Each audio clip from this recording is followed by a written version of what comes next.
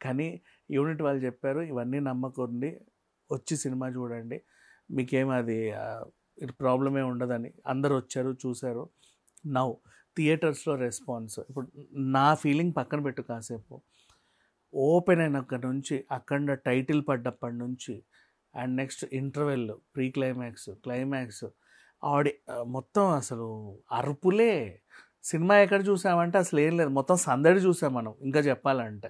కాకపోతే మనం కొంచెం సూక్ష్మ జీవులం కాబట్టి సినిమా మీద ఫోకస్ పెడితే, ఈ మధ్య కాలంలో డివోషనల్ టచ్ ఉన్న సినిమాలు తెలుసో తెలియకో ఎందుకు తీస్తున్నారో తెలియట్లేదు, కానీ ఆ హనుమాను, మిరాయి, కాంతార తర్వాత ఇప్పుడు అఖండ, అన్నీ hit, super hit.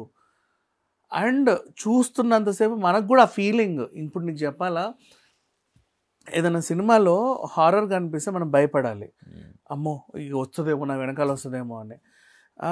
Devotional feel ఉంటే నిజంగా కళ్ళెంబడి నీళ్ళు వచ్చి చేతులెత్తి దండం పెట్టగలగాలి, ఓ అన్నమయ్య, శ్రీరామదాస్ అప్పట్లో చూసినట్టు, అమ్మోరులాగా. కానీ ఇప్పుడు వచ్చే కమర్షియల్ సినిమాలో ఉన్న డివోషనల్ టచ్ కూడా జస్ట్ అట్లా కాసేపు కనిపించినా సరే కళ్ళు చెమ్మగిల్లి నిజంగా చేతులెత్తి దండం పెట్టేలాగా వస్తున్నాయి. ఇకపోతే ఈ సినిమా గురించి మాట్లాడుకుంటే, కథ చాలా సింపుల్ ఎంచుకున్నారు. మొన్న మన మహాకుంభ్ బ్యాక్డ్రాప్లో ఎంచుకున్నారు. మిరాయి టచ్ ఉంది కొంచెం. మిరాయిలో ఏం చేశారంటే, అవేవో కంకణాలు కడితే వాళ్ళు కుంభలో ఇలా ఇలా ఇలా అయిపోతారు కదా, ఇక్కడ వీళ్ళు ఆ నదిలోనే కలుషితం చేసేసి జనాలకు ఒక వ్యాధిని అంటగట్టారు. దానికి ఒక రెమెడీ ఉంది.